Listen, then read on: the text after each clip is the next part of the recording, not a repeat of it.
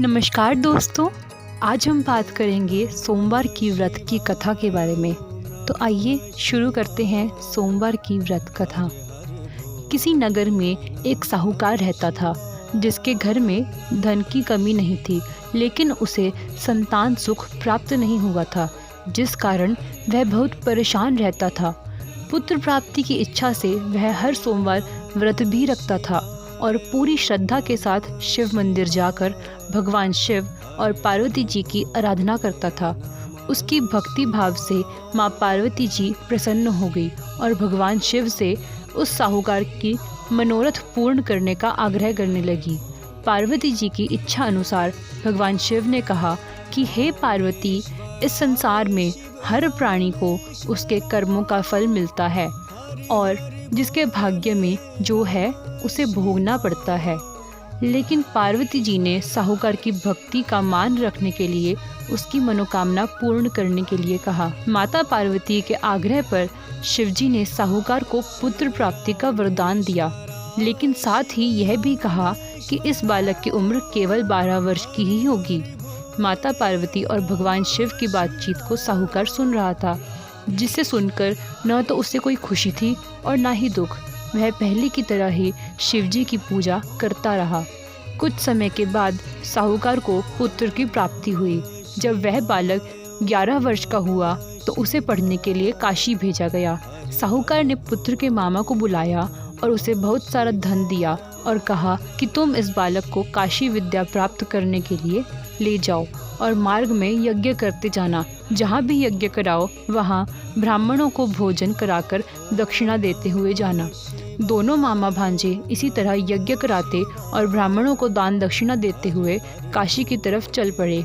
रास्ते में एक नगर पड़ा जहाँ नगर के राजा की कन्या का विवाह था, लेकिन जिस राजकुमार से उसका विवाह होना था वह एक आंख से काना था, जिसकी जानकारी लड़की और उसके घर वालों को नहीं थी।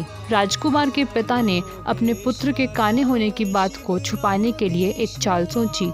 साहूकार के पुत्र को देखकर उसने सोचा कि क्यों न इस लड़के को ही दूल्हा बनाकर राजकुमारी से विवाह करा दिया जाए। विवाह के बाद इसको धन देकर विदा कर दूंगा और राजकुमारी को अपने नगर ले जाऊंगा। उसने लड़के को दूल्हे के वस्त्र पहनाकर राजकुमारी से उसका विवाह करा दिया। लेकिन साहूकार का पुत्र ईमानदार था। उसने मौका पाकर राजकुमारी की चुन्नी पर लिख दिया कि तुम्हारा विवाह तो मेरे साथ हुआ है, लेकिन जिस राजकुमार के साथ तुम्हें भेजा जाएगा वह एक आंख से काना है।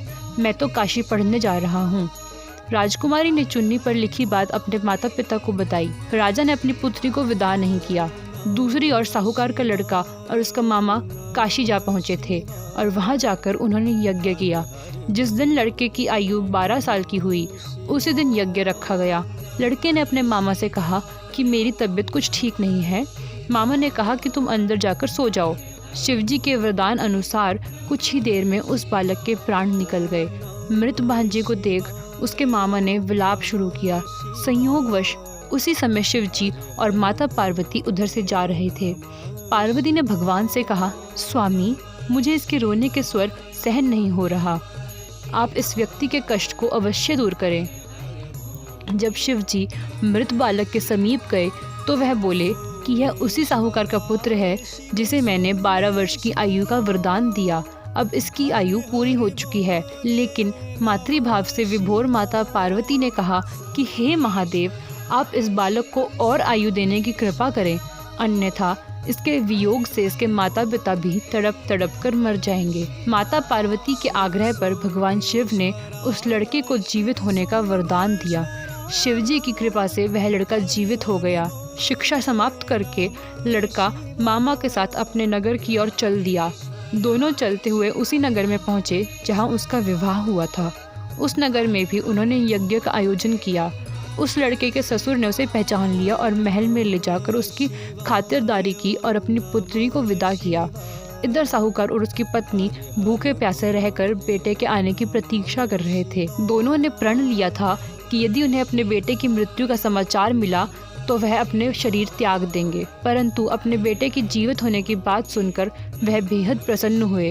उसी रात भगवान शिव ने व्यापारी के सपने में आकर कहा मैं तेरे सोमवार के व्रत करने और व्रत कथा सुनने से प्रसन्न होकर तेरे पुत्र को लंबी आयु प्रदान कर रहा हूँ। इसी प्रकार जो कोई सोमवार का व्रत करता है या कथा सुनता है उसके सभी दुख दूर होते हैं।